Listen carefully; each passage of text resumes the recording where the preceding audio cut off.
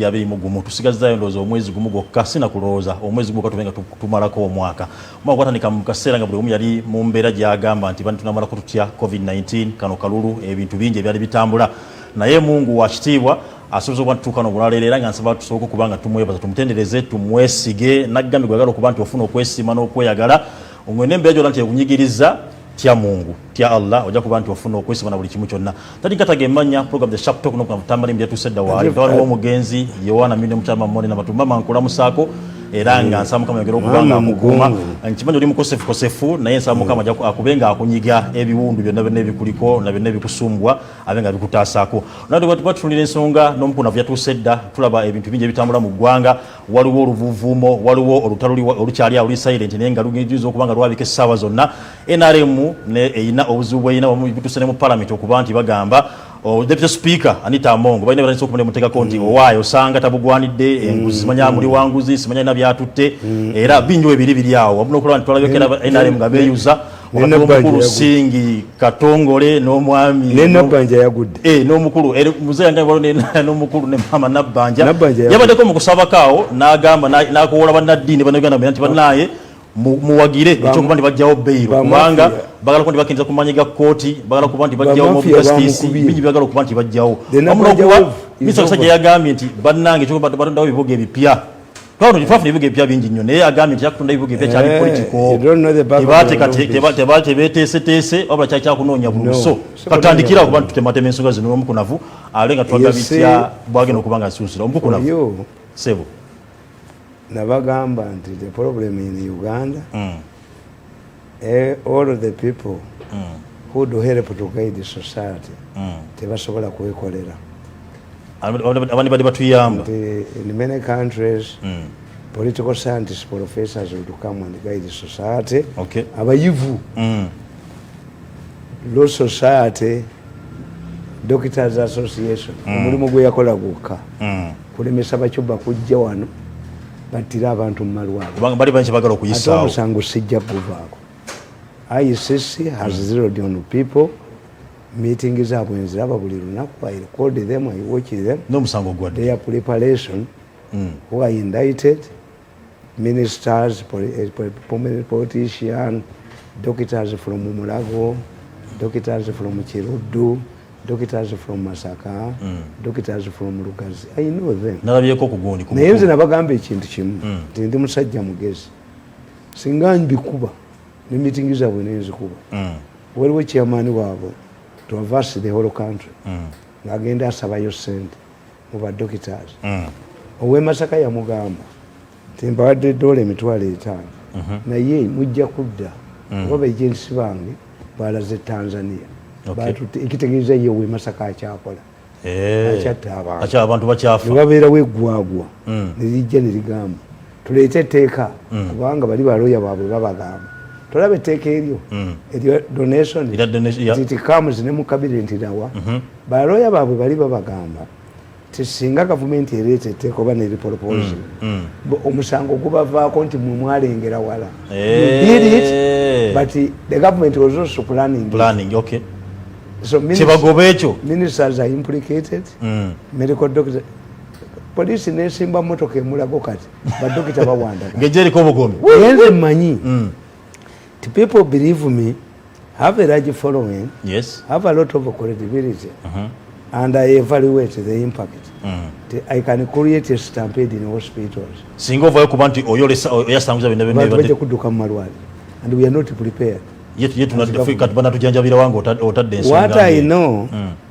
nti banwanyisa ne balina objectives esatu one mwalimu omuntu ayagala obwa president oyo akubiddwa ku ttaka I've helped you to shape Museveni's succession helped you why bonna abazze wano batasaanira mbakubi nakuba Besigye nenkuba Mbabazi nenkuba kati nono mukubi ali kutta is fighting for his life at the moment you are implicated in an external case how can you rule a country is best never were implicated nabagamba jjo nti obusika bwa Sheikh Museveni kati buli kiriya wabaddewo abaana aba babiri kakati nga bonna okusikira sheeko olina okuba nga oli musiraamu mutuufu ng'oli musiraamu omwana omu abadde alwanira obusika bamusanze wandegeya nga ali embizi ekitegeeza kati obusika bwawe bwamufudde. I've helped you to shape the succession of this country. Okay. And my next book is casualties of the battle of Museveni's succession. Tonna malakali waloko ko tusubiza ke tulindirira. Nako. Kakati kati nemba bulya nemba gamba. Kakati media baji wa 10 billion. Yes. Bagenda mu mani ne bajjayo sente. Ne bakunganya sente wano. Waliwo mu China naye bwe mwogera abantu business ye bajocha. But I have him on video clips. Okay. Yabawa kati ye yadduse ne bawalabe babiri. Bagende bamuvunaanire China. So si wano China the law is soft. But what is puzzling? Among those who are chosen, one is a Kenyan, a Rwandese, two Kenyan and two Chinese, and a Rwandese. And the Rwandese, yeah. How? Ontamiza simu yange. No, these people, you see, when you see a disparate person ringing you, Bamubi. Yesterday I abused a religious leader. He said, I went to the president, they gave us 1 billion, we go to 5 billion. Nyizo billion ndo mutwe. Museveni yali ampadde ku sente. Wagenze ne bakuwa ne billion yokubiranze. Yaze kukudala. Okubira mazika. Nyizo billion ndo gwe nenkutta. Stupidity. Yabadda kudala. As Museveni ever given me money in the last 5 years. So if we went there, yena akuwa ne billion ne bakubako, omboli amagufa. My father is dead. Can somebody come and tell me, nti tata wanga nemede binyondo utwalere busiru bwa makomambuzi wewe kale tamata mukunereka tukomeo muzeyitama ya busy kutoku you there to Museveni.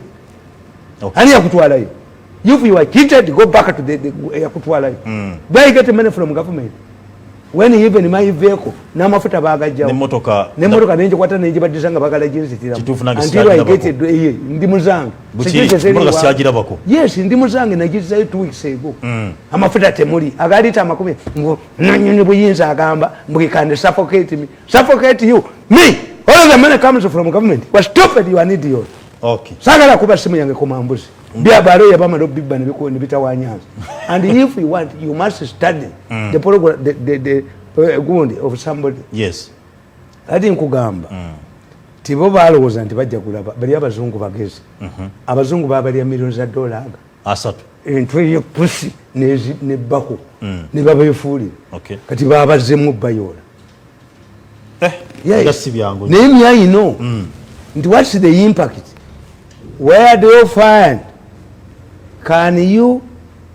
How can the refugees had accepted the bad blankets until we are achayoja bano mafia bakuyita kinakuka nabanja date nabanja wevu is finished jatandikira wenyenyini kunabanja prime minister nabanja kakate gotunulya yabude nasaba bana Uganda babirenga bega takuchus kwa piga bail ye yawede ta China collective babirenga kubanga bagalakiriza manyiga court kubulize nti how can starving people reject food abantu nga bayala nnyo even imene bajigoba. Yes. You see if the who rejected the blankets bali benyini bali baziwa bali hani the intervention of Nabanja. A beggar has no choice. But in the political science they tell us it is a political science principle. Once a government loses public trust and confidence, everything it does becomes a referendum.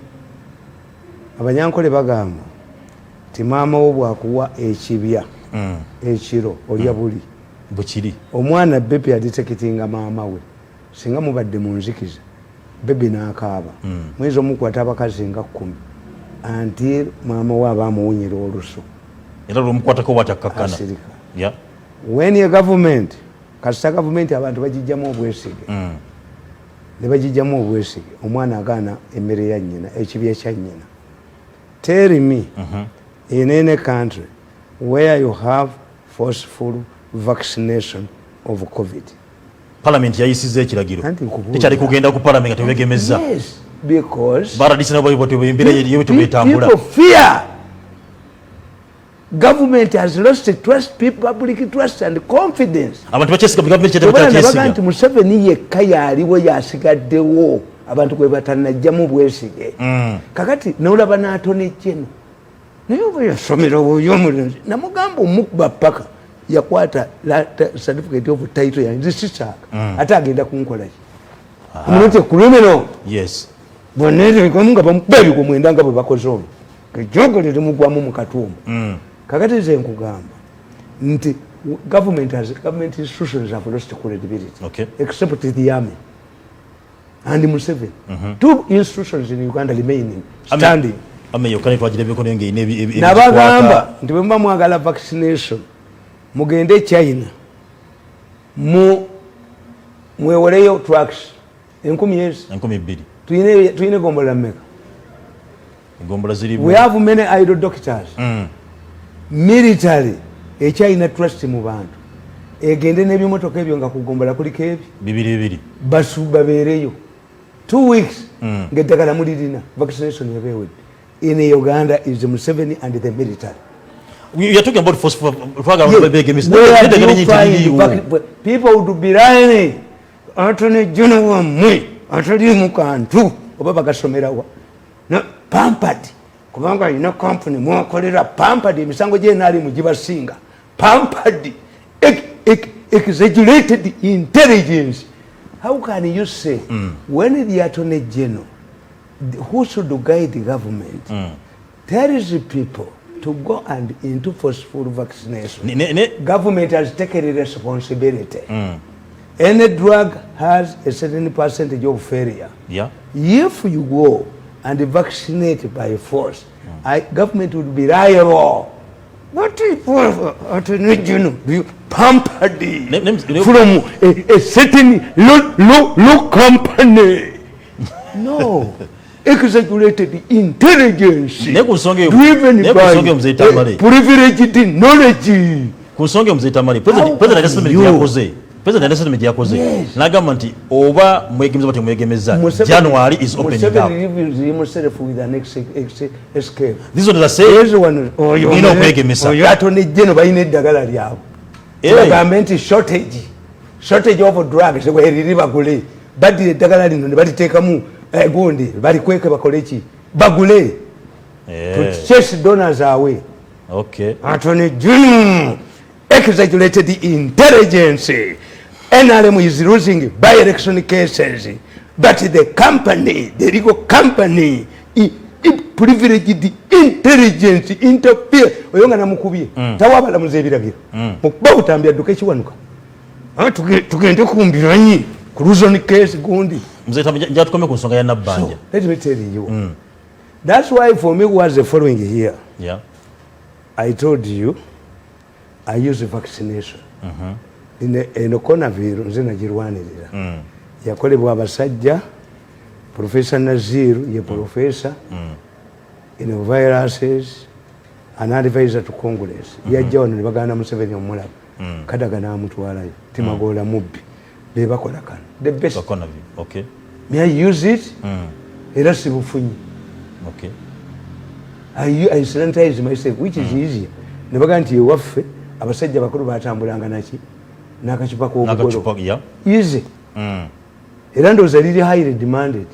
Government will buy this and give them for free. Yali badde eri bagulako netiyinza ddiba waliwo eyaleeta entuumo n'entuumo basuubulira mu gavumenti kati oyo Attorney General akulyetingira munne business, their business partners. Forceful eddagala bagaitealina mu sito ojja kudduka jajjawo ekiwanuka battamutti history beeramu n'akalombolo. Muzitamali njatukomye ku nsonga ya Prime Minister. Force people an Attorney General.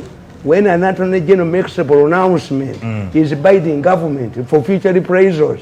Anybody who claims that he was vaccinated forcibly can go to court, and how much money asasule nga bw'abadde atiisatiisa abalamuzi kukuba obutambi gwe ng'otiisatiisa abalamuzi todduka mu ggwanga gwe kiwanuka yakwata certificate yange of title n'agitwala ayina munne gwakolera ayagala kutunda ddagala lino. But government should not allow this young man, very arrogant fellow, obusente sente obwo bwe mwinina obwo bajja bakuba abantu badduke wano tolisigaza kajiko mu nyumba gwe mulenzi gwe.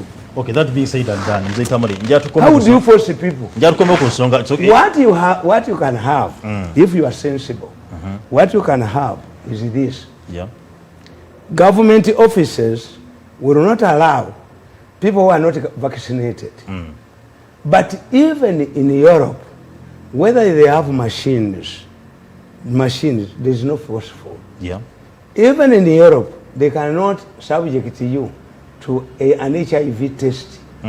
No. They fought it, failed. Yeah.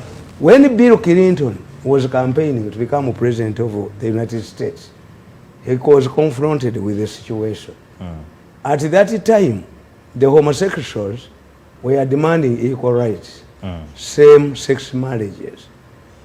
And Clinton said, I will allow, if I become the commander of the USA Armed Forces, I will allow homosexuals to join the army. Because there was a demand, they would ask you, are you a homosexual? At that time, homosexuality was illegal. The then commander of the Joint Chief of Staff, George Powell, said, if you allow homosexuals to join the American Armed Forces, I resign. What did Clinton do? Clinton went back to the drawing board and came up with a new phrase, don't ask, don't answer. Clinton yaga tobuuza bw'oba tombuuzizza status sigenda kuddamu sijja kuddamu. Yes. Gwe mwamagye temubuuza ayingira eyo question ya whether you were homosexual or not mugijjeewo. Okay. N'abazungu tebatukebera HIV ku bisaawe byabwe. How can it was recently USA President Biden yagamba I'm considering forcing government workers because they know the repercussions. Okay. But this young man has a friend of his who has a stockpiles of sanitizers of his. Okay. Has already printed posters that to be used in the schools. Kati gwakolera bajja kutanga jajjawo akuleetingawo business. Ewa Mzee Tamale bajja kutanga Joseph Kiwanuka bamukuba amini yamusala kwerega ku bantu ensonge jajjawo eyo Kiwanuka yawayiriza amini mbwasula n'abakazi basatu mu luumu emu ayina sente abyese yamukinjo akalombolombo tekafiirayo ani naye we express ne jajjawo gwe batta yaliwo express. Yes, akalombolombo mwana ngetekafiirayo mu family. Bajja kumukinja nga jajjawo because it's driven by business. The money is a business. You see the problem of businessmen. Everywhere they see money.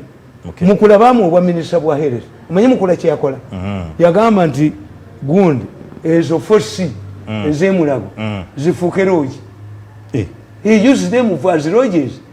Who can detect it? Kufuna musenge mukazi we bamutaddeeyo ate wali mulago was left by with ekyuma ekigolola engoye the largest in East and Central. Mukula naga put it to commercial use. Kuba balowooza abazungu balowooza nti bajja kwozanga engoye amasooka biki. Okay. Yes. For us we are knowledgeable, we tell you. The problem, why don't you confront the problem? Why are Ugandans reluctant to be vaccinated? But tebagenze kwegemesa. Kubanga n'amalwaliro ga Mesa ne battiramu abantu Albert Cook. One of the doctors in Albert Cook. The notorious Achirudu, Albert Cook. Kati abantu batogenda mu malwaliro. Abantu batogenda mu malwaliro. Wadde mu story mwagituulako. Ne mugula zino toilet papers zamu. Masale newspapers. But people trust mirundi. Kituufu. A UN investigative man rang me. What you are talking about in Uganda, has the police ever contacted you? No. Why? Boba alowooza nti bajja kisirikira temuyinza kisirikira. In fact, one way of solving this organic case is for Museveni to institute a local tribunal. The country will be embarrassed. Why? What should I if there is drugs these people, including ministers and prominent positions, and you are 63 surgeons of your people, to the International Criminal Court, as they are determined. Abazungu bagezi. Duli babadde bawera ku Zoom mu Serena. Kakati babagambye 15 baziro yinze kubagenda. They have a series of meetings attended by Kalugiri and others are not attended by Kalugiri. But I watch them every day. Ne bwemba kubire gulo mu mwabadde. Njikuba ne mudduka mu gwanga mu. Museveni what he has to do, he has to is to do exactly what he did with the Porters Commission. Okay. You see, we went and blundered the Congo. Abazungu bagenda okutegeera nga Diamond yagudde ebbeeyi, Gold yagudde ebbeeyi, ne bagamba nti baamaca bayingidde mu market, ne batufumulayo e Rwanda. Rwanda yayikisangani. Kakati international community netuteekako, we are paying. We lost a case to Congo. Okay. Okwonoona ebintu bya Congo. We are going to pay. Kakati president yekye yabakolera yaleeta omuzungu Porter. Investigating because ICC cannot drag you. ICC is not a court of appeal. ICC only operates if the local tribunal fails to okay. That's why me I strongly believe nti etteeka lino lye mugamba erya bail singa Museveni akwera ku macho nayola ga dokita geemulago nayola ag'ekiruddu nayola ag'erugazi nayola baminister bano nayola sajja lino the politician libadde lyerege ennyo mu Eastern Uganda nagakuba mukomera enduulu zivuga. This is when you restore confidence in the government hospital. Yes. Don't force people. The Attorney General is wrong. The Attorney General, I know him. He has a friend who has stockpiles of these items. We bought to them a long time ago as billions. So the Attorney General's intention is to force that the government will come up and say, we have a shortage. Eddagala tiri onayingize munne bwe bakola mu business eyamulagira okutwala land certificate of title yange n'ogitwala you will pay. Okay, mzeenuka you will pay. Mzee Tamale atiza nkwanta nsobola nsabukiriza amaye kulimino munne yamugambe babagambye nabadde mbalaba ne bagamba nti the problem we have we cannot arrest this man. He's like a cat. When you put a cat inside it watches you. Kati nzo nkwata kuti bamba nibo ayina bonna ne babusanyawo. Me am not a criminal but I'm helping you. This man is making government reliable in the future. How do we convince people? In mass communication, you get people who matter. There are abantu bamwe bonna mwateekako nodira Katikkiro kakati Katikkiro ayita bannaddiini ayita bana Katikkiro matters andi kubuulire naye omwana nappi apamye obusweerasweera bumwezingako Katikkiro obusweerasweera bumwezingako addukidde bannaddiini addukidde obusweerasweera bukwezingako is not credible. Get credible people in mass communication. If we want to change society we get prominent people. The only credible person remaining in Uganda who can move society is Museveni. The only institution in Uganda that is trusted is UPDF. A UPDF doctor can vaccinate a person and I feel comfortable. Okay. But if we reach the extent of killing people and extracting their organisms, can I offer my body? So address the real issue. Address the real issue that the person and Museveni has an escape route. When Museveni attributes, according to my scientist, the man is putting blame on you in the future. When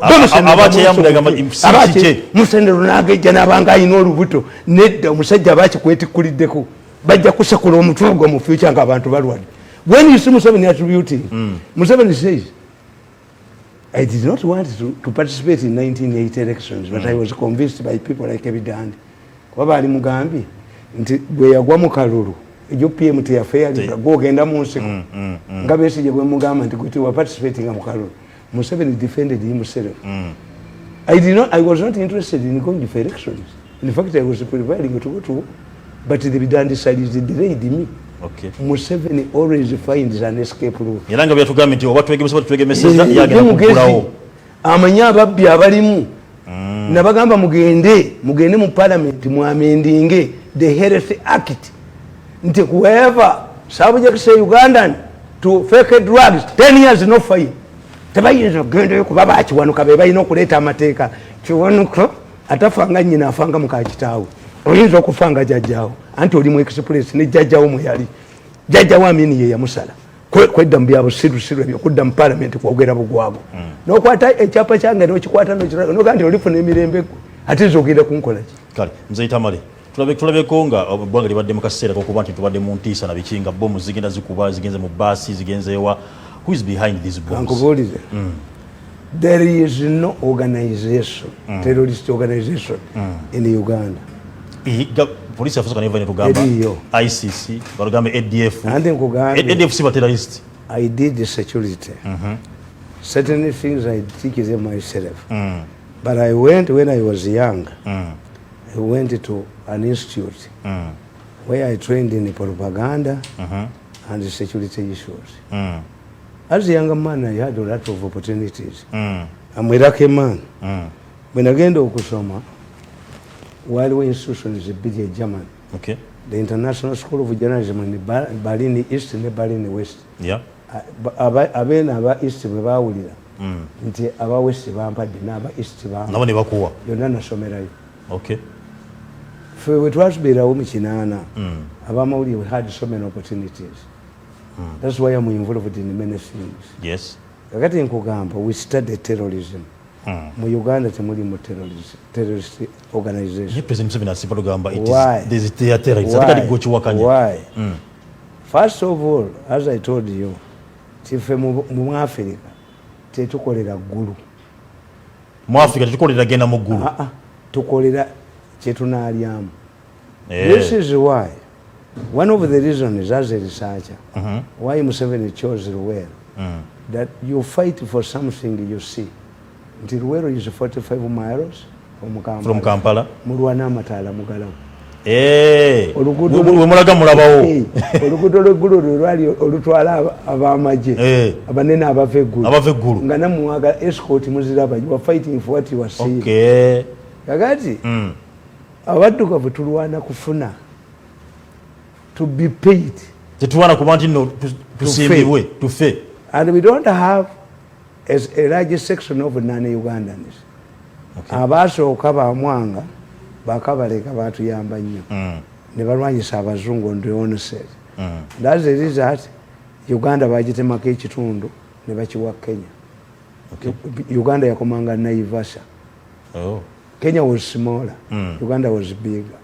Kati abazungu ne bakola excuse ne bagamba nti tetuyinza kudya abapokoto nabakalamoja ntubateeka wamu mu nsi emu. That was the excuse they gave. Kati tetwafuna basettlers. No. Tewaliwo bazungu. Tewaliwo bazungu wano. Ffe batufuula nnimiro ya pamba ya gardens. Tewalaba nti sa SKS Bear yakola Port Bear yateekawo steamers kutwala bintu. The railway kutwala bintu mu Mombasa. We are kept as a garden. Tetwaliwo basettlers. Kakati Amini n'agoba abayindi. Abantu bonna ne bakuba mu ngalo.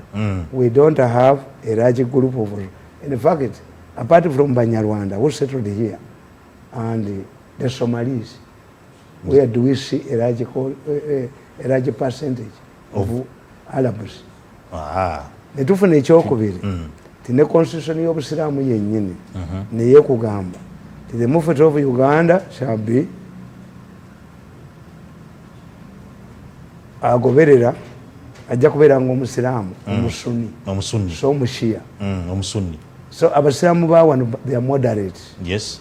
Tebasobola kwesiba bbomu nekyo mukama wakimanyi abatabuliki before you go ahead. This is small tiny mukama wachi akimanyi nti tuli moderate. When you read my book The Rise of Terrorism in Uganda, abatabuliki were pampered by government.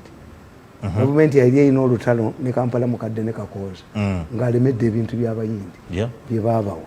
Kakati abatabuliki ne bajja nga bo balowooza nti bwe bajjawo Kakooza bajja kuyisolingawo omutabuliki anaabibaddiza. Era kamuga tumanyikanye nnyo. Oyo kamuga gwolaba oyo. We know each other very well. Kamuga omumanyi Muhammad Kamuga mungi. Omanyi nti yamponyako okunzitira mu muzikiti.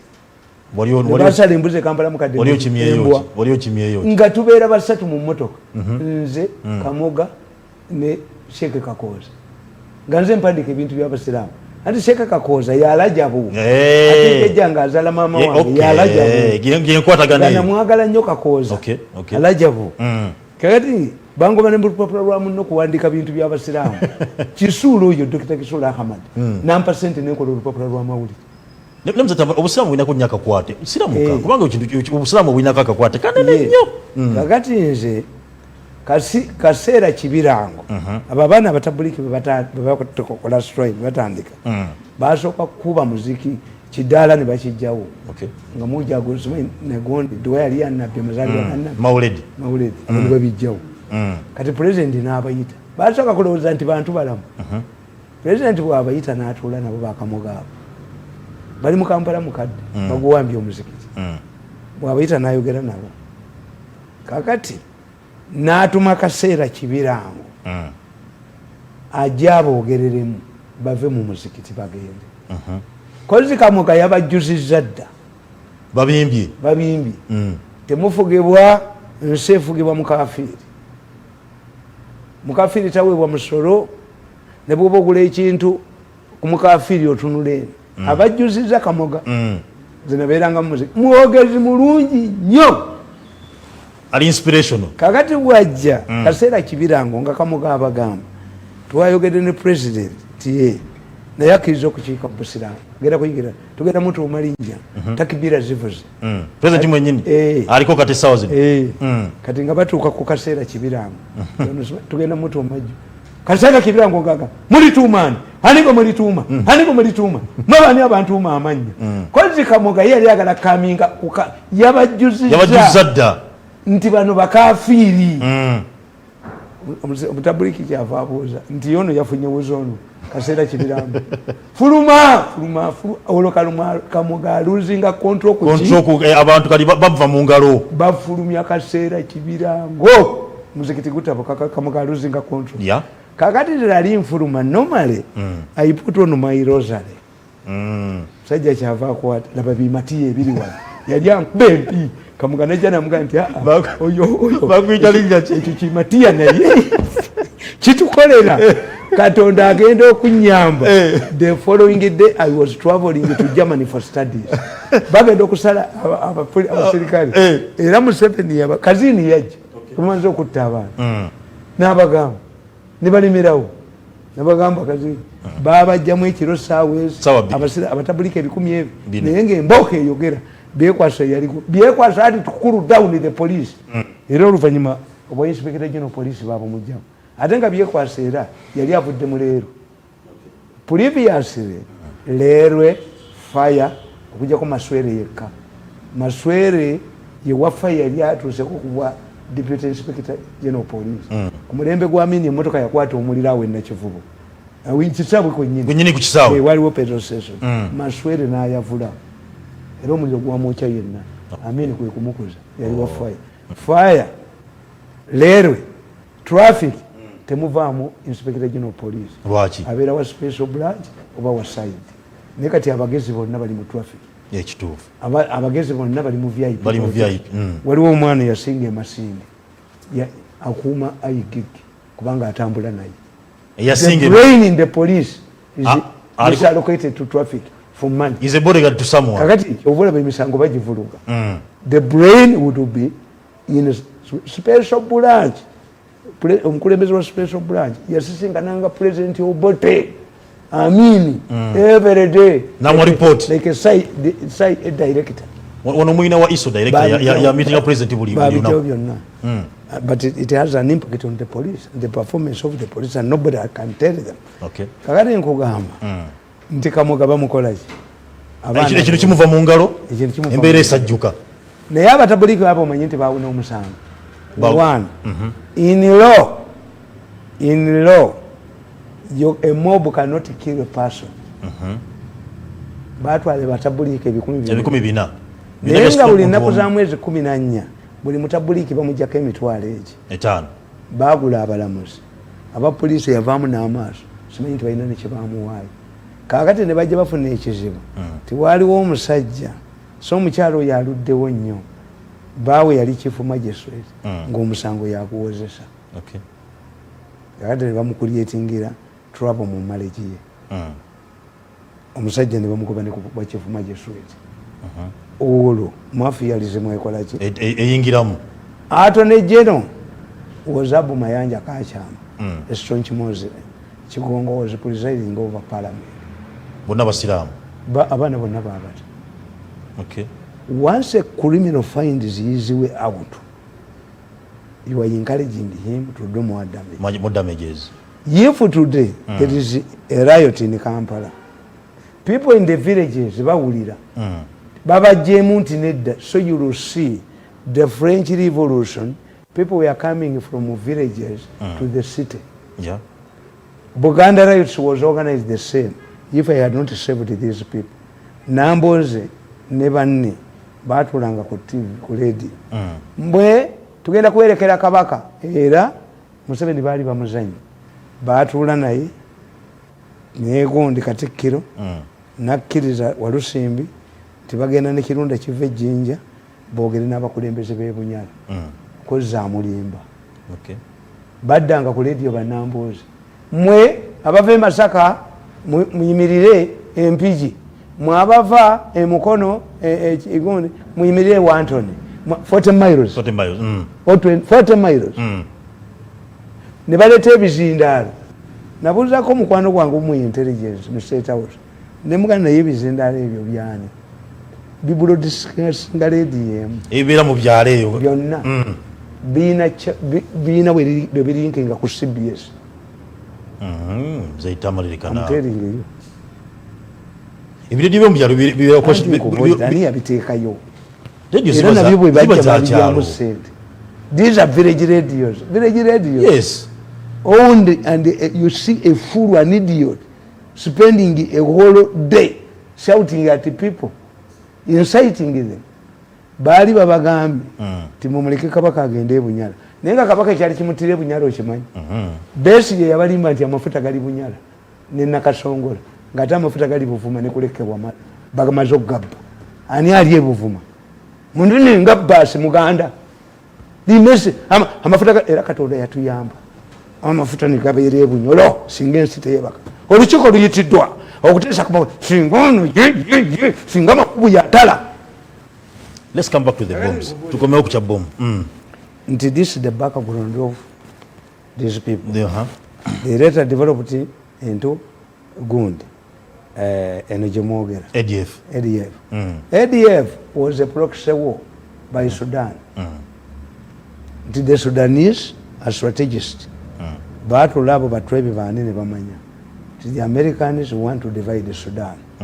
If one Sudan, and Sudan means black. If one Sudan, if one region goes, others will go. They have made sure that Southern Sudan has no peace to make it impossible for Darfur. Singa Sudan neterera. Darfur nayonge esaba. Darfur nemala. Ngane boro na yesaba. Why are they fighting in Darfur? There is a large lake that was covered by sand. There is water there. They are fighting over water. Kuba Gaddafi yakwata billions za dollars 3 najama amazimu oasis South Sudan company. When you go to Libya, nogenda mukatale kayo, you can exactly green revolution. You can think that you are in Owino. Okay. Gaddafi ninga bali mu ddungu. Ekitegeeza the Janjaweeds are fighting over water mu kitundu ekiri mu Darfur. A lake that is half the size of Lake Victoria was covered by sand. Kati bono Southern Sudan okuba nti yetwala. Ne bajja Sudan yakozesanga Antonovs nezikanyuka bomu mu Western Gundi. President n'abaga nti zikanga balima muwogo. Sudan nekozesa proxy at one time. Eyo Gundi yamwe gye mwogera. Captured Mpondwe for 4 days. Until Museveni picked an AK-47 and confronted them. Museveni himself yagenda Mpondwe. Nagenda ku front line. Because they wanted to overrun Kasese, bakwate ekisaawe babaweereza ennyonyi. Eyo byokulwanya. Ne ADF etaggwayo. Ngane leader waayo mu mulina. Mugamba leader waayo Jamili Mukulu ali munda. Yo ADF etaggwayo yabaaki. ADF mu commercial. How? Eri yakubibwa neggwawo. Because ne Jamili Mukulu ali munda mukomera. Kana kabinja. Siyambanga kuba minister wano. Ate nankabiro nampaabira munadde mu bako sente. Akola obutambi tambi. Singa oyo Jamili Mukulu mwamonika kalabu. Bali bagenda kukwata ba minister mukaaga nga Museveni bamuweereza mutwe. Olwokuba nti Jamili Mukulu atiddwa. I served 6 ministers. Nankabiro bwe namugana akola obutambi tambi. Nkubbeko sente goyina mmeka. Lumumba ye yakkiriza. Talina. Nimugagwe katwaliye mukama awo. Omugambi. Bagambye kasamukwata ku Jamili Mukulu. Nze mbamba buli. I infiltrated these groups. Okay. That's why I'm alive. Is ADF behind the bomb? Okuba bombs nezitambula. Kamba buli to the contrary. You have a common belief that Chichwamba was burnt down by ADF. It was not. These elements were encouraged by a senior officer in the army who is dead. Eromba amagezi ge bakolaawo tuba rehabilitating mangu tuba rehabilitating mangu benza ze kapucha benzi kakati Zimbabwe kano ka group akabatawanyi kali kumaso akakuba bombs akatta abantu bagula kagule is hired by people in government. I have evidence. Bombs nezibale zibatukana bichibe nabina izili komanso bili munda bukedde yotuse akasajja kabukedde kaduse n'engalabi yako umanyiche kakubye eggulu kakubya no the woman being dragged by security so that the debate shifts from the real issue to another woman. How can you, these idiots, they attacked my mother because I support Museveni. What did Museveni give me? He bundled me out of State House. Luabogo is thought that I was an easy target. Has found it out. The more you humiliate me, I had them. You kill me, they kill yours. Akalala nako nkaina kugundi. Conversation is about nonsense. When Pope Tambi trouble with it, I didn't have to get the vacancy. I'm not the stick of Guania Gambi. I didn't come. When I wrote what the Katumba's assassinate, and you forget, I rang one of Katumba's relatives. Go Mugamba. Never you wound naturally came to Miso. We had a her. Yeah. Now we never him. Yes. Myself, very beginning and Baraba Mutungo. Amukalancho, we have assembled. A minister hired these people. A minister serving minister in this government. Mzee Tamale, shoto assassination is bazigenda mu gwanga okuti bakando batibwa bombs zizikubibwa omulike mundabona kiri plan akabinja kali kuchizinga buleke fikiti kali police investigating achi police is investigating bali sende nyinyi mu investigation nakubya katambi ku Saturday ko palo nga abasajja batudde bagamba ti Museveni yamuwa ebyuma biririnkite kolasian bakolere nga bannoonya ne baga nti ayina busiddi bwafuna katunoonye abumuwa kakati oli naabuuza munne ti of all of people why should Museveni give this man this connection naamugamba nti Museveni is an intelligent man. He knows no security person can implicate any member of his family. Okay. But this is a super arrogant flamboyant yachikola obutambi bu implicating abaki. Can you see even president can identify the voices is abogera azimanyi. This group is a commercial group that is hired. It has played an active role in the success of the battle. President chachimanyi ko bulungi nnyo obata chimanyi kubanga biza Mzee Tamale nti akatambi kali kakugamba nti Museveni yandikinga ku satellite ku Russian satellite chi I send him CDs ne basuspecting anti nachobe gwe mwana era yamu nanyine buyinza yamugobayo mukuba butambi nanyine buyinza ekiziko kati kyogerereko baade bagala kunzita ku weekend kiru mi nokitawo ba mukbe nenyoko ba mukbe ne famu za mupazo che no boteri babu che kalenzi gwe ejo goli kugwere ddala mutu President badayogerako egirye gwanga yabulina kwa statement eraga nti nno nalikinga ebintu bine bitambula mu gwanga ku dini y'obusiramu ngalaga nti abalumbye utubo kibanga abagenze kuma mboga balabanga poko is haram bagamba haram era poko haram yabachiba kideri busiramu Museveni narugonovuga omwana simanya Kenya kubini ubayida ngalabagamba erezo n'ikigeri busiramu is an old man. Museveni nebo yali monseko he could not attack civilians.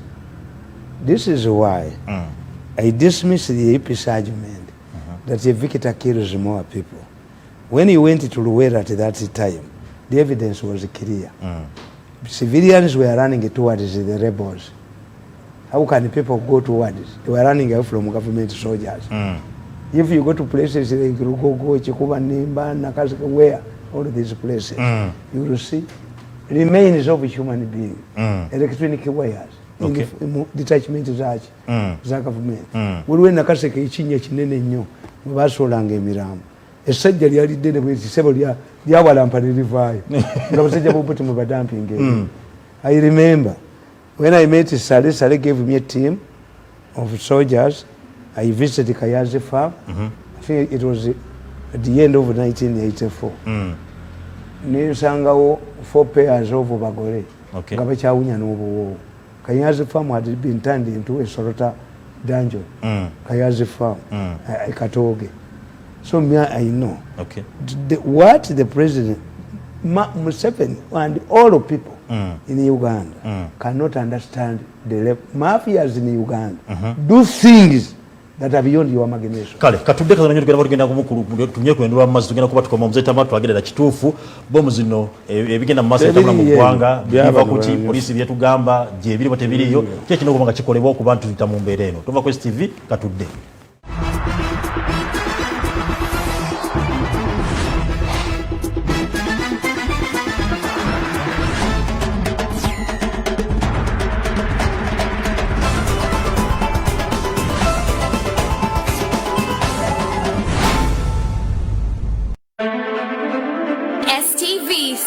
For fun.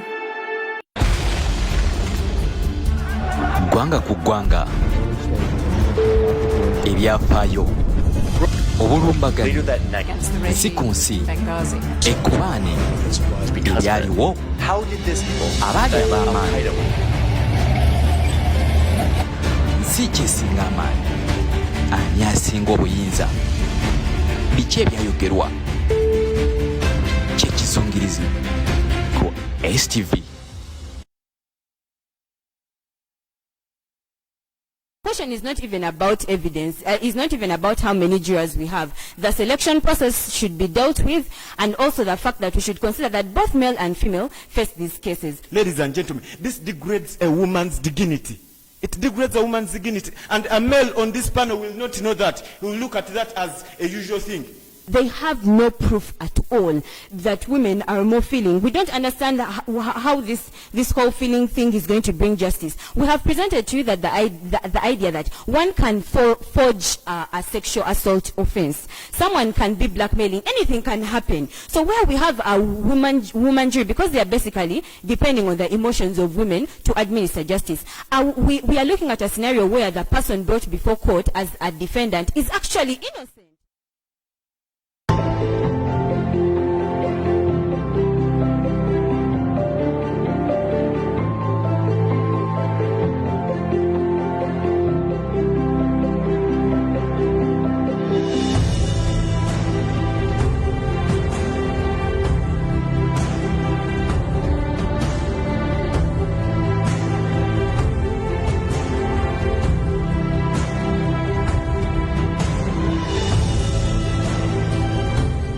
Vaccinated today so we can get closer to the normal way of life.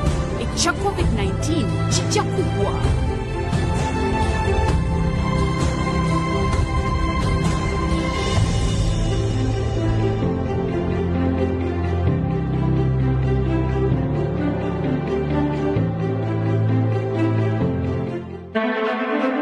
STV, select for fun.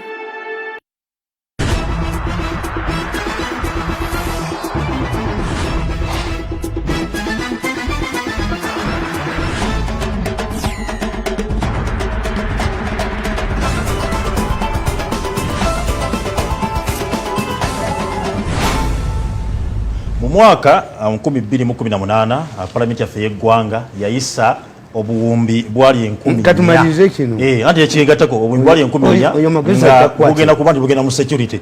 Pese nava n'atusuubiza nagenda kuba nti security y'eggwanga egenda kubanga era tight era ng'agikuuma. Naye osobola tulaba ebintu ng'ekyatambula. Akatambi kali. Sente zitambula zonna zigenda kali akatambi akakugamba. There is no security head who can inform the president the right to see. Mugende mukanonye ku Tamale mirundi office. The name was even Museveni, and the man said, I've been agreed by the president. It seems he knows everything. Mirundi gave him the report. President aina security council, some army council, aina isu, aina wagisu. Why is Museveni using Mirundi? And the man said, who met the president?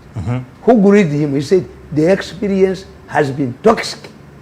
So he met Museveni. And the man revealed, why is Museveni using a flamboyant man like a Mirundi?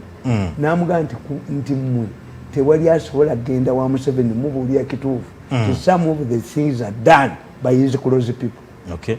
Kakati, when you look at the mafias in Uganda, mafias plan ebyo this new upsurge for Basumi mu speech ya Museveni ne bategeera nti the country, the economy is going to be opened. Why does one attack Digida? Make a research. Digida, the first story about Digida appeared in Bukedde. Ngejogera kochi. Katonda atuyambe akume Kulubya, akume Sebowa, akume Kayira, akume Ziribagwa for a good day. Bukedde knows. Obasabira mutima mulungi. Gambi. The story before Digida was attacked, Bukedde carried the story about Digida that they drink. Throughout the these people wanted to sell electronic gadgets. Mupaka, wayonna, mubala, wayonna, webuli. Era directives I said the police said that you no kubanga okwekuuma tubere bulindala temuyinanso I said it abapaka babagamba bagula obuuma ebizimbe birenga bigula n'obuuma but let me tell you Tamale let me tell you yes obuuma abantu bayina kugira musayo kuba tuleeta obuuma they attacked Digida, they attacked a bus ezo zigoberera routes bus zonna ku Masaka bazigobako kuliko Global inako bus 10 Global yani whatever wateka mu Global safari era bamaze okuzireeta obuuma bwabwe baleeta emipiira baleeta speed governor na Sasira baleeta bu triangle because they knew you were poor they have to impose nebo yogera boto ngina ndaba abakulu bafa waneno basheke bafudde mu IGP. This is commercial terrorism. Nobody should tell me challenge me and you cannot kill me. I'm not killable. Nabaganti Katumba amalo kuvalia wenye. And you look at the trend.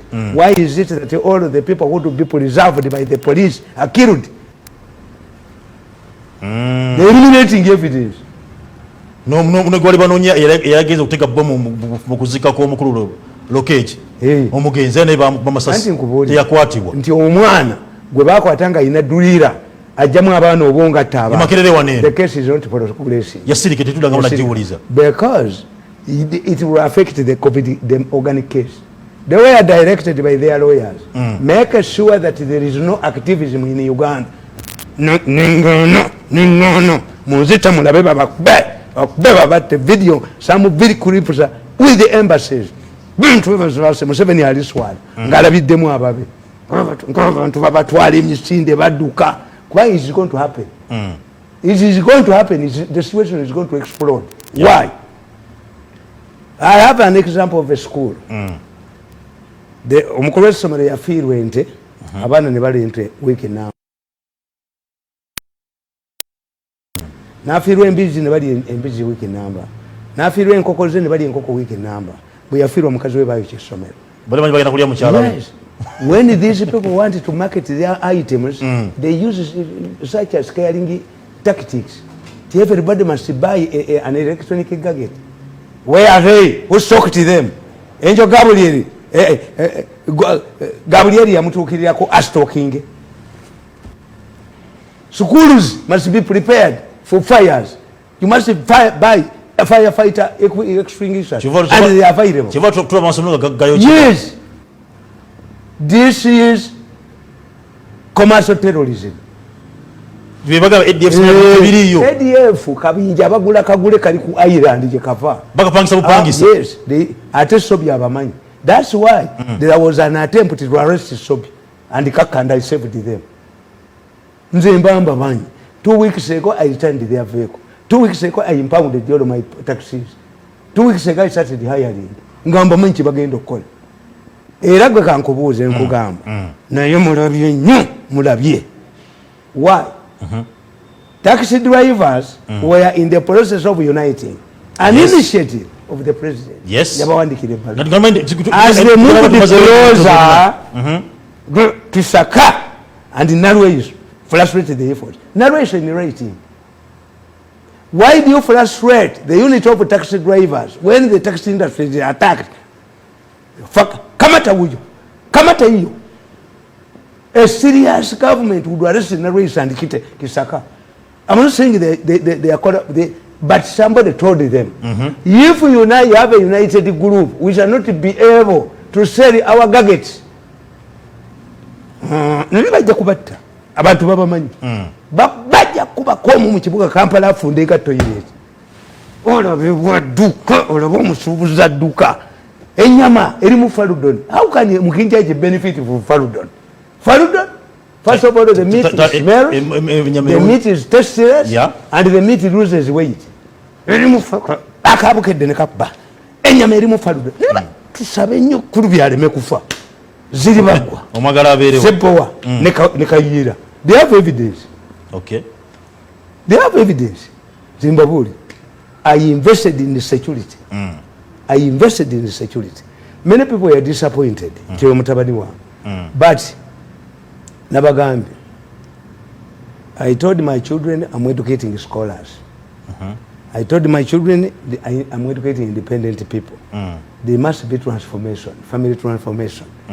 I'm better than my parents. I'll be disappointed if my children are not better than you. Okay. To be better than me, they take a decision. At times, they take a decision. Because I wondered, how can this young man join a group that battered him to death? Why should this young man join a group that has tried to kill me several times? Poisoning me 5 times, assassinations. Era lwakuba omwana oyo immediately yafulumya amawulire. Naye yiga family yenja jimalawo. Eyo nagiwabira dda mu nsozi. Soka kubabuno bulo. Yiga talibeera na family bali nti wanguli gundi.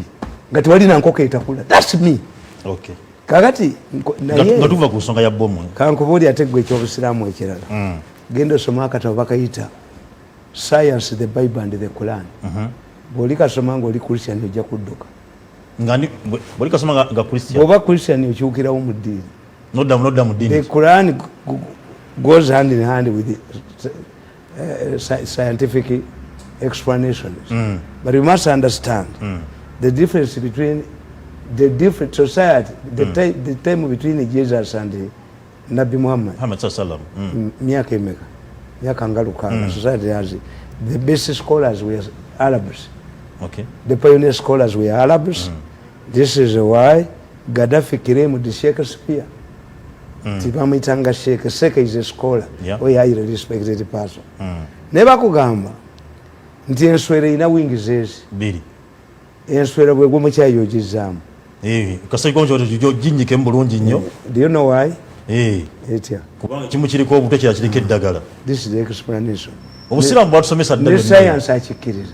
Kakati ne government ya Museveni bweri. Ina factions ebbiri. Okay. The Busika had torn Museveni's government into two. One wing is poisonous, another wing neutralizes. My son has joined the wing that neutralizes this one. Eno group nje kubena njijjawo. Allahu akbar. Nze kuleogera bwoto. Nze tamulibu. Anzita alabiba beba mutte. Ne bwayagala okuma bonna babujjo. Buli oleta ebintu by'ebinyongera kutendeeza Mungu nti kubanga obusiraamu twabyogera dda. Nakuwandikira ne nkugamba. Mbajja tuve ku nsonga ya bomu. Mbabuulira ku bomu. Okay, kale. Tugimalize tudde ku nsonga endala. Mbabuulira ne mbagamba. Nti nze nawandiika ekitabo kino. Omanyi nze bwe mpandiika ndi musajja mugezi. Setera nnyo kuva nkulekera neologiyo. Nabawandiikira ne mbaga nti mu State House ya Uganda mulimu ekisiraani ekikwata abakulembeze. Ekisiraani kino bwe kikwata omukulembeze tamanya bamulwanyisa. Nenkumenyera negamba nti omusajja bamuleeta for quite a long time. There existed a common belief among the managers of Coca-Cola, a giant manufacturer of soft drinks, that their arch rival in the market was Pepsi Cola. It was until Coca-Cola appointed a new manager for the East African region that this belief was disapproved. Okay. Coca-Cola yalowozanga nti omulabe waayo ye Pepsi Cola. The government ya Museveni erowooza nti opposition ye mulabe waayo. ADF yeetega bomu. Omusajja agenda okujja mu East Africa ne bamugamba nti nedda Coca-Cola si mulabe wamu gye muli naye gyali. But what about Kenyans or East Africans who don't access both of you? Ekitegeeza ye wa main competitor. Papa yagenda e Canterbury, Papa John Paul n'amugamba nti wayi tugatte abakristaayo n'abaprotestant owe Canterbury n'amugamba ne bwe tubagatte tulina kye tufunamu abatasoma be batusinga Katonda naddira abachina abatasoma nga be basinga ku nsi kakati naye ate omusajja oli yagamba namuwulira Seeke ng'ayogera kumanyi if you want to get knowledge listen to a pastor or an Islamic cleric bana abakatuliki evanjiri yammwe ekomyawo ebyabusigo naye nawulira omusajja ngaaga nti jana ekibikke tikatonda bwe yakola ejjana yali nnungi nnyo n'ayita Jibuliiru n'amugaa nti kino tojja kusibayo muntu n'omu buli omu ajja ddikolerera n'akola omuliro omusajja n'ayita gundi n'agulambula Jibuliiru what does it mean tine Katonda yeebuuza this is what it means to leaders even God has Jibuliiru Jibuliiru n'amugaa nti omuliro guno gukoze mukambwe ennyo tolina gwejja gukwatiramu n'agubikkako n'agufuula attractive kati oyinza okusanga nga abo abakyayina abangi naye nga nabo balina Katonda waabwe gwe basoma kakati nkugamba ti Coca-Cola omusajja yabagamba the phenomenon is not strange across the world people fail to understand their real enemies but spend most of their lives in an illusion perceived enemies abakulembeze ba Uganda bonna bava ku nsonga entuufu yes nenkugamba nakuwa ebyokulabirako nenkugamba in the 60s Obote wrongly perceived the then UPC Secretary General John Kakonge as the arch-rival fighting to bring him down. He tricked Kakonge.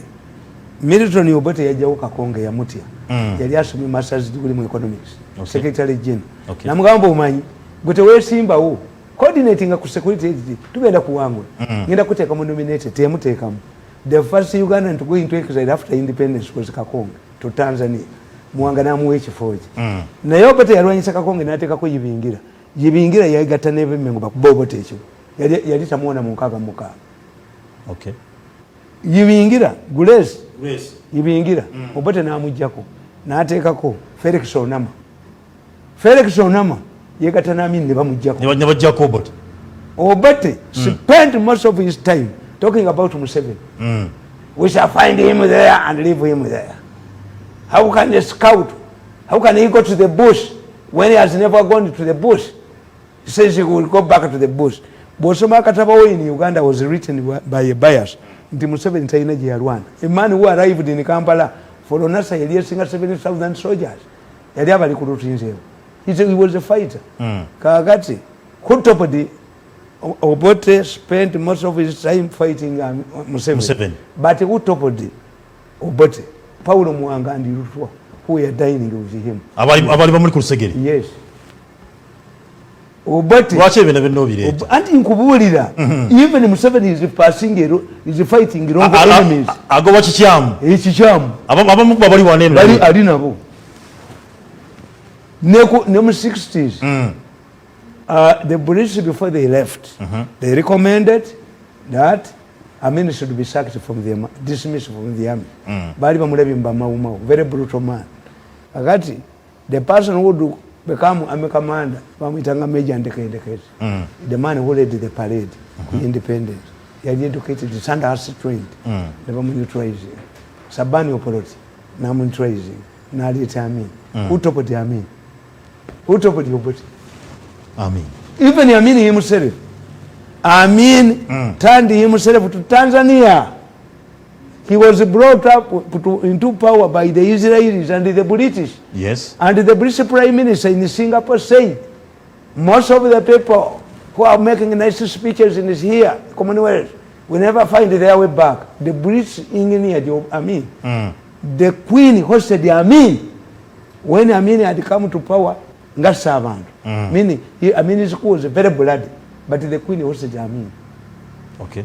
Amin turned the boss over them. The Israelis and the British. Nabefuulire. They thought Obote was dangerous. Because Obote was demanding, like other Rotary leaders, were demanding changes in South Africa, Rhodesia, Namibia. Nebamutya kyobalaba nti Obote bwe yayogera ennyo ku South Africa ne Namibia land liberation. British Prime Minister yagamba some of the people who are making nice speeches naye Amin gwe beereeta yafuka conqueror of the British Empire. Nadia General Buleya, Amini yajoga abangereza. Tebakulimba nga konti abangereza bati Amini. Abangereza bati Amini. Amini yagamba nti ngenda mu Commonwealth ebungereza. Ne bamusibula ku airport. Ninga agenda nakasongola. The British ne badeployinga amaje ku border ne badeployinga all. Once he is cited this should be ne bakuba amasimu e Kampala. Has the man really left? Ngaba mutya. Hey, batuma General Buleya wano. General Buleya Amini ne yezimbira mu kasisa bamuzimbiramu. General Buleya omungereza yajja yafula. Atule na Amini ngakutte gundi. Yali akutte omuzungu ngamugundi amukwatiddewa. Era Amini yaganti Munyamini General Buleya yamudumirako. Amini agamba mponye ngenda nakudda musibe nakwendala. Ono omungereza gwe bayita General Buleya. Obwedda njogera naye ng'akyuma omwenge. Fe twakola tumanyi nti omwenge baguyita Buleya ng'omubbi bamuyita Wakweya. Anti Amini aganti Wakweya yabbye sente z' education. Yazakire. Waliwo yabba Amini n'asigala wano. Bino bya Museveni byazannya ebyobukiiko. Buli yabba Amini yamukinja. Natazanya. I have written a book, The Good Side of Idi Amin. Nite bagitukweka. Bagataina kalungi konna yali mubi. Like following here. Amini ngayito kwamba umuntu nayogera ekigambo nti eddagala lya COVID balibbi. Era musanga nammange ko mutwe tayina. Nze Tamale. Amini ayina kunji byakolera ono mageza alimba. Ayina bingi byakolera eggwanga. Ono mageza alimba abantu. Nti ayina billions zatadde ku Paris level. Nga n'embaga y'omugagga ereka abatamivu ku kyalo. Ewatali kantu kaliyo. Ne stamp ne bali mu bako. Koyogedde ku. Nani magezi nani nani galubi. Kwa Amini. Ankubuli. Amini yakola oluguudo lw'egomba. Muyinzi nayingira mu kwa yesomero nga ndi mu P3. I recited a poem for Idi Amin. OAU, Organization of African Unity, etudde mu Uganda nga 28. Organization kyeki naliwo kukwaya yayimba. Amwe muyimba. Okay. Kakati Amini akola oluguudo lw'ekatwe nga ye best gye tuyina. Abagenje bagenda okuyita. Amini agenda odulambula nga teluli mu drainage. N'ayambala ga mu bottles n'alulambula mu mazzi. N'abuuza nti engineer nani? Ne bamumuleetera. Asante sana. Teyasula wano. Baamugaa nti Amini okugaa nti asante sana. Owedde. Museveni azilambula kajinenche amazzi ne gazitwala. Kagina natyo ne kalubindize atuulawo. Amini yakola ekyuma ky'omunnyo. Omunnyo woota. Omunnyo bagujja mu mazzi bamubba ne baleeta pipe zitasobola munnyo.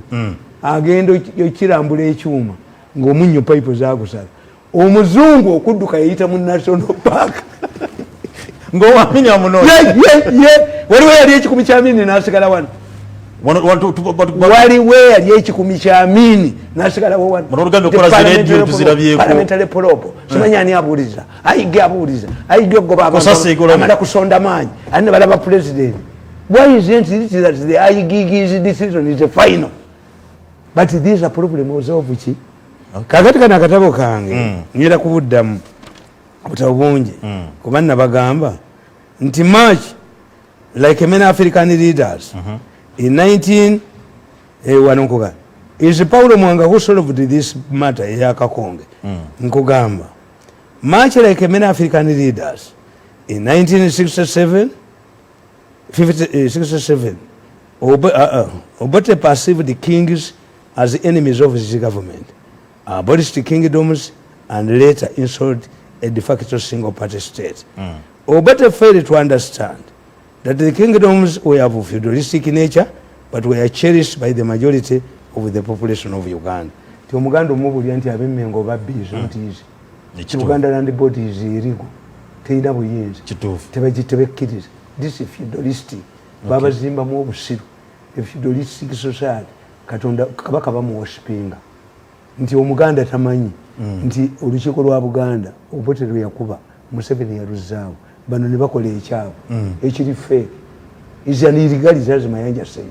Okay. Kakati nkugamba naye ye Obote kye yakola yakuba obwakabaka mu 67 nazzaawo a single party state to avoid the elections. Who dropped him? Amin was Amini omulangira. Oludho abaganda bayagala okufuula Amini omulangira bagamba mbu Amini afaanana Daudi Chwa afaanana Mawanda.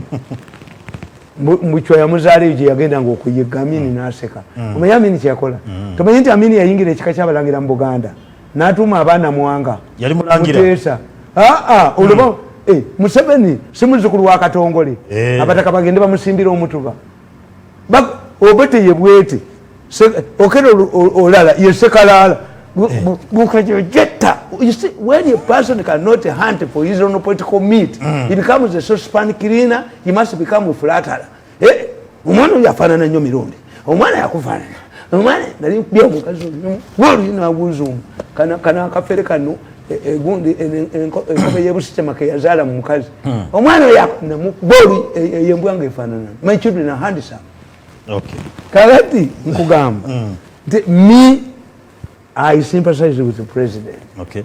There is a stronger bond between the media and the mafia. And the mafia. Now, the story has changed. When you read the New Vision and the Bukede, which are in the hands of the mafia, influenced by the mafia, you see the trend. Mpapulaza government. Nkubulira, nti bali cooperation, Bukede yakubye. Yakubye bomba mufunziza ngataliyo. Nakuba omukazi omukadde goba wala. Are you mad? How can you drug an old woman? Musonga za abaana bakola n'ebintu ewakanga tumanyi. Abaana babbe emmotoka ebwakagoloza lwaki emmotoka za taxi zisula waka. Abaana bazivuga ekiro. Abaana babula akamiringo omuserikale. Omuserikale owewako yina okubeera ng'oli soba. Abaana bw'abagaana okufuluma ddala aba holiday nga bajja bagamba nnyaawo. Mwaleeta mukoddomi. Unatugamba ebigambo ebibi bamujjewo. Kubanga bagala okukola kiri ekya. Mukazi wakugamba wano waleeta mukoddomi nti you must understand. Okay. Tinzo mwana ngo omuwala bw'aba performinga bubi musabiyege. Nanga nti omusajja Mary teacher izala singimi. Mubuuza muyaba y'omukazi yasomesa ofeya. Ofuna otya. Is he also a lesbian? So me know. Nti leaders especially nawandika akatabo kange Inside the Palace. When a leader's family expands, he cannot hold the power. Saddam Hussein was a good man. We used to send there our soldiers in Iraq. The moment Saddam Hussein's family expanded. Taylor in Liberia was a good man. Okay. The moment his family expanded. Kibaki was lucky. He did not have people. Moitem his sons, except one who joined the army. Na yamuteka mmaji. Kawunda has his son in the army. Brigadier Kawunda. Umuto. Kongolo. Abana ba mubutu abakulu bonna bategeevu. Kongolo yemwana w'omukazi gwe yawasa oluvannyuma. Obutuuzi doctors, children are doctors. Kongolo yatawanya eggwanga. Once the president's family expands, especially in a small economy like ours, kwabo mba mugabana nti totegeera nteje yakoze eki yalidde mutu. Naye kakati wano era bwe baagala nasaasira ng'akuleetera gundi speed ng'akuleetera beret. Where are the parents? Nasaasira ng'akuleetera mu transport ng'akuleetera gundi. As drivers want to unite, Narweso rights there later. N'abagaana. Why? Let Narweso tell us on whose basis did Narweso stop the gun. Kakati kino kirowooza mbu kijja kuŋŋaana okwogera. Nze Tamale njatunulira ku nsonga y'okuba nti no. Ate era ngenda kuzirekako. Waliwo ako kaseremba. Omanyi seremba yakula bw'ati. Seremba mwe mumanyi. Seremba gwe okubeera ekyesemu yange. Weewaawo. Nsonga y'okuba Seremba gwomumanyi ke kakuba mbu bakwogereko. Seremba kyenva namwewuunya Katonda Allah atonda. Seremba yalibadde muzu. Kubanga Seremba yalibaddewo muzu. Seremba Katonda abaana baali balongo. Kakati ne beegatta kabina. Kakati Seremba akabina ge matama. Wano Lunyanfa yenyindo ya Seremba. Seremba omumanyi. Allah yatonda Seremba. Mwine ekyobugagga wano. Seremba amatama ge manyuma. Olwatika yenyindo ye n'emimwa gye. Mutemulabangako Seremba. I'm not abusive. Ekitone sikirabangako. Wananyo. Temugamba sebabi. Seremba Mungu yamumalirako amagezi. Nze nalinga nti balongo. Nti baali balongo ennyuma emu n'ekwata. kwegamba abasimba abantu abazimba zino ennyumba z'Abamerika ezisala Allah yakola seremba amata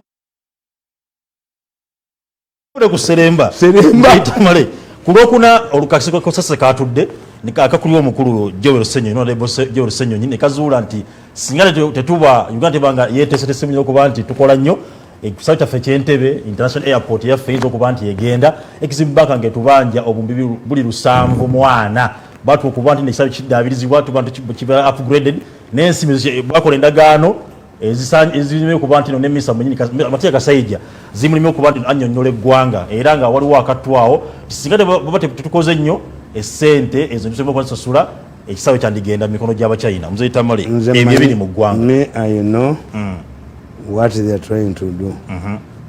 Faction ziri bbiri.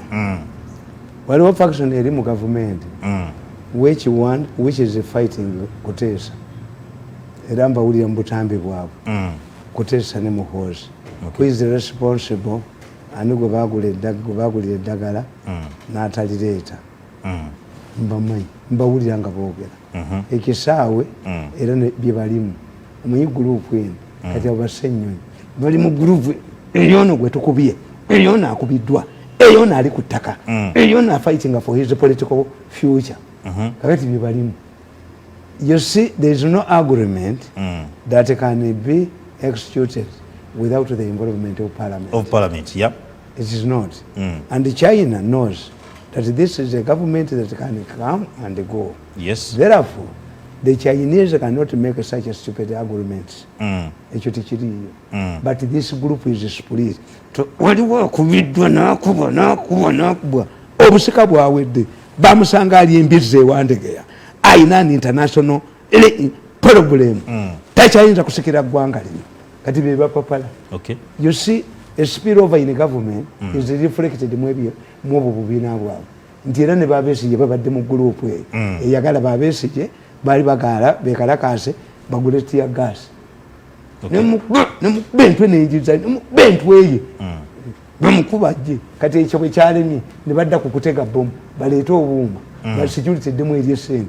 That's Besigye. You arrest Besigye, you arrest Nalweso, you arrest in normal circumstances. You arrest Besigye, arrest Nalweso, arrest Chisaka. Yes. When you follow us, a man like me, when I'm following up an issue, I must look at the chronological events. Yes. Nenkubuuza nti naye kankubuuze muntu gwe why did you write to State Council to frustrate efforts abanyankole bagamba ente embuzi yange lwebula ente engo y'okukyalo lwefulumya obusa obulimu ebyoya who frustrated the efforts of taxi drivers to get united. Kaseremba kaganti kakoze kakolere ofunese nayo ala yabajja Seremba Seremba soko muveeko kusonga yekisawo. The issue is you cannot tell me lies. I was telling you, comparing Besigye to a man who has never seen a woman, who has never slept with a woman, but who goes to the baby whose word to subject the baby to his DNA. You are an idiot. Kakati nkugamba nti nze sansalinga bibuuze if China is demanding to take over the airport, where is the agreement in the parliament? Kusasa byetugamba tebiriyo era bakiwanuka balese parliament buba ebizimbe bya sudiru babeki. I told them. Oli musi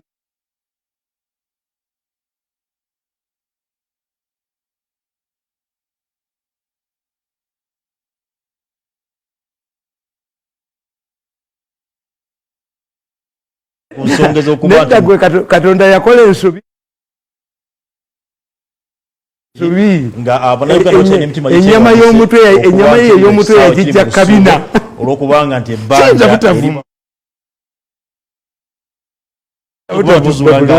gavumenti ina sente zinyize yeewoze butavuma naawe gavumenti ina sente wasoma kuvuma abantu nekyereta kuba tegasoma nesivuma kwatasoma fe twabanga tusoma nga gali amboona gajja kulwa Sande babuza omusajja nti wasomera wanti ekitofu mu kereziya ye nga tamanyi education kutugego bakitaffe kusoma nga gali amboona konna kusoma negereta nekikuba essimu nekikolera sente MTN nesivumako nina okuvumako gundi nenvumako agagayayo manyi waliwo abagasasula nange ngakolera gakuba mupologulamu enyuma let me tell you nkugambye there is no way the Chinese Exim Bank obumbi lusanvu mwana the Chinese bank Exim Bank yes it's a Chinese bank which loan can we contract do you believe that this company this airport is a private company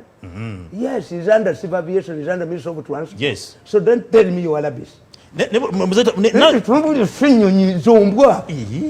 one was a hooligan. Member of Parliament, Mulamba. Let me tell you. Entalabus and Nunji take together were very macca. They have exaggerated, they use the parliamentary privileges. These are paid up money. Saying in a muntu. You have been imported. News is unique. Is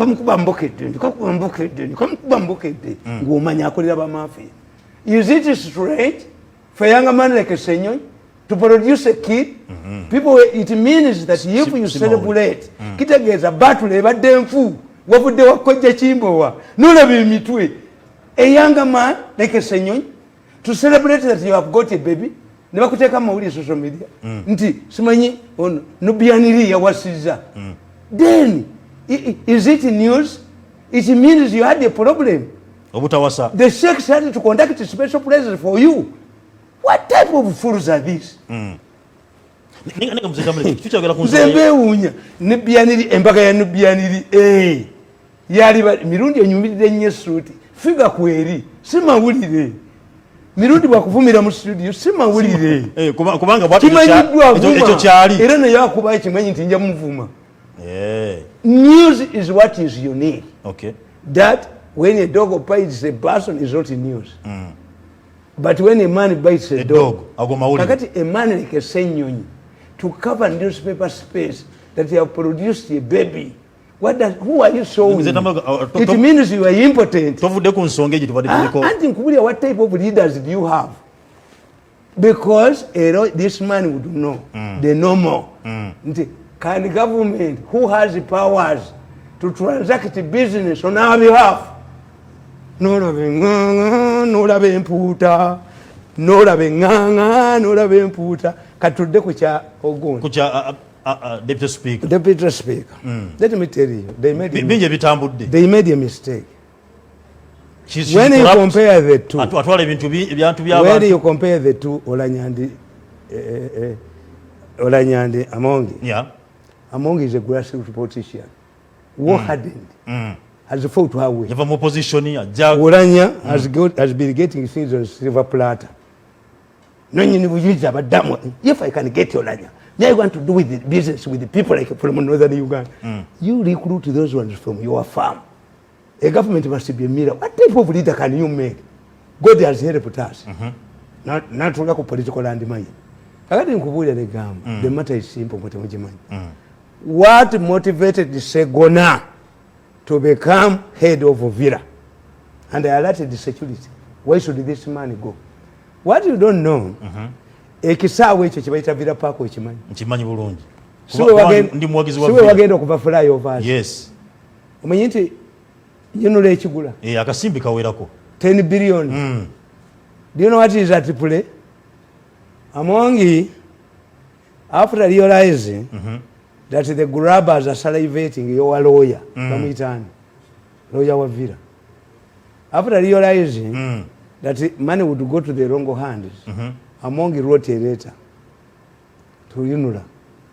Don't release any money until the real owners of that land have been identified. Faction is all kulagana kuli mu Vira. Faction is bbiri. Kati bakutte. Waliwo misajja waliwo n'abalala. Babbi. Bakutte ate abamawulire. These are paupers. Bloggers, yes. Bloggers, yes. And you see, what if you want to sell pork, to mix the pork, to sell pork, thinking to hoodwink the people that it is beef, you must go to an area where they eat beef.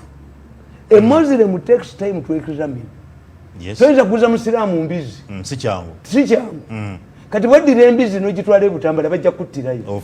Kati badira obusiru bwabwe ne babutransferinga ku social media. You can feed your obusiru here in Bukedde, in Bwino. That's you put your obusiru there. Okay. But if you transfer your obusiru to bloggers, you are giving it wider coverage. Yes. If among store occupied a house, Karim. Where is Karim? Karim is a tough businessman. Nabagambi, Minister yali ku Karim billion 15 years ago. Nti amukuza Seraton. Banagenda ne bamudefeating Karim. Ne bagamba Museveni. Nti the man has no money. Because nga nagenda nabo bayina mu Ethiopia bebagalamu. Okay. Era bali mu nga ba directors. Museveni n'akyuka n'aga nti okay. Why is Karim fight over Mile 1 when there is Mile 2? But Karim had already erected a flyover linking Imperial Hotel to Sheraton. We are just the deal. The government minister give him my money. The minister sold everything. Had a farm in Mkono Najitunda. Not the Karim sentence. Started the fighting Museveni. Zenga nchimenye chimurwanyisa Museveni. Okay. Ayina munda yamuwako $20 nakomona amugandi wa ebintu kabikayi Kalimu ayagala sente namuga ezaffe ez'abamajete zisula wonna ziri dedda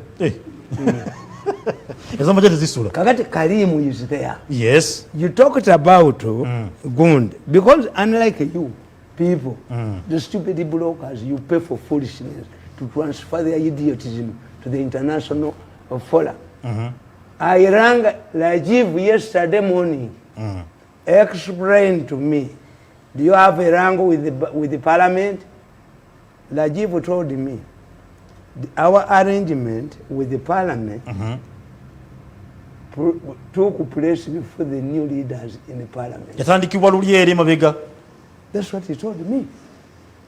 Kubanga abali bagala okupayalinga bali bamujenda kimutekebwako deputy speaker yali denjawulo ku diri weyo anti eriwa kakati kankubule iyo kundi bagenda kupangisa Kingdom mu Kampala nze kankubule abaana abo buli we kasampunyirwa ne bwe ba TV ne mujirwanga mwali nanyine ntema butemi chokola eya kalisa najivaamu. Okay. Kalisa ali aloza mbwenja ali musenena atudde mboye ne kabane ntu ya push 10 billion nakolide kamemengwa. You man, you provoked this man into battle for confiscating his money. What about you idiot? Akakasajja bali baguze motoka batekemo billion 10 baziteke wange badduke ne hayalinga abantu banzite bakatambika sajja bakuba akatwako bakase mohangalizi katampe ko yavu nakadebe kavumiriro. I've been telling you. When he went to Noop, the bakatambika sajja gwengo genda mu Noop nebe watula nabo bakubentwe eyo bajasi bakubentwe eyo mwanta kudde kati kamba kube ne toxin nazivuddemu kamba kube bukubi buli sajjamu entweza mwezo kakati nkugamba nti ekyo tekiriyo. Okay. Ekikubya Deputy Speaker Anita Mongo. They have even, I didn't know because they were saying that he's using Yiso. They went to incite Yiso, and this is when I realized that the Yiso head comes from Teso. Yeah. Nemu ako lensobi. Kasita bagamba mu America bayina Gond bayina teeka lyabo. The vice president should not overshadow his boss. Okay. You remain a personal assistant of the president. Yes. Biden could not overshadow Clinton. Obama, yes. Omukozi omugolo omulungi taleta mperekereze musinga. The man can turn. Unakweta bosinga. Gondi metron. Ate mu mudi abakazi bamunemba fula ba metron. Kasa metron ne basement bakikolako embaga efa. kakati nga godya mukambuse senga w'omugole senga w'omugole the purpose batwala bakazi bakadde kasi senga kasi omugole onalema kasi omugole alema senga ya approvinga oje wange mu mukazi wange abese sikuba obojo gamba ani ko obojo omusajja bwe yefiisa omusajja talenta kwefiisa akwane senga anyirira mwami baba basiru kakati the problem in parliament is that we have two speakers. Yes. Two speakers, equal speakers. Nera bwe kibadde tubalina no speaker babiri. The deputy speaker under our constitution is different. Okay. Now when you get a person like among achukuliako kubaka akati abantu bategedde when is the parliament come when Olanya is in charge Olanya yateka kubite contest atia anti nkugambye mbuli omwapulire nga era nga bwe nabagamba nti this is a honeymoon it will go. Okay. The mom gondi oyo wamma bwabeerawo walaba abasamize abasamize jjajja bwabutta batekawo akana ka mwannyina jjajja oli yawutta naye akato kalaba era bizinesi yabo gisigaza teri mukazi aleeta house girl amusinga bulungi ataliyo. Yes. If you bring a more beautiful house girl then you pay. Amakaga gagenda kutwalako omukazi omugezi atandika n'okugaana baganda bokuwumulira ewuwe enene erabika ya mukyala muto ono mukyala muto eno endabika eno etereza entebe ya mukyala muto yotalo oli mu parliament anti nkubulidde nti Olanya made a mistake. They come from different background. In fact this woman was not part of any of the faction that was fighting. Okay. Ono gundi tayebwa ewagundi yayingirayo buyingizi ewani tayebwa naye ayina ebizibu bye Makerere bayo kyagundi ekizimbe Makerere akasajja ka new vision kale n'obugaalo bwendi bwako nkabanja milioni 10. Chinese are going to reconstruct the block kasufutinge debate a deco construction. Okay. Is it constructed? No. What if you constructed it and the Arsons come back? N'obugaalo bwendi bwako nkanakuba kakozesa nanyini ba asuula basuula kati ono ye yamufuula amwerekera mu ttooyi buli jana amwerekera mu ttooyi how can a manager escort somebody to a toilet ebyo tebinkwesonze mutani wa mirundi alina amaanyi kakati parliament have written also manyinza I get money from your stupidity. Okay. Why Kadaga spirit will haunt parliament? This is just the beginning. Bichajja bingi no they will fight and we have an anomaly. One in politics, it's not easy to have two people occupying any of the two pillars of the state because they are three. How can you have a chief justice and a speaker coming from the same tribe? Ethnic group. How can you have the speaker? How can you have a vice president and a deputy speaker from the same ethnic group? It was an anomaly. It must be rectified at a later stage. Okay. And I think the mafias are aware.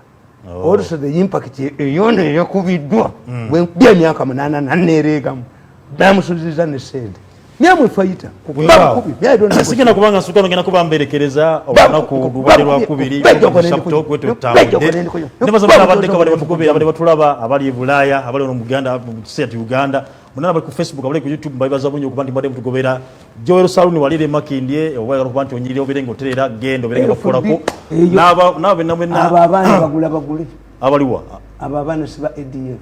Okay. Ka group kabwe kasigala ukale si Busilamu si no this is a hired group. Okay.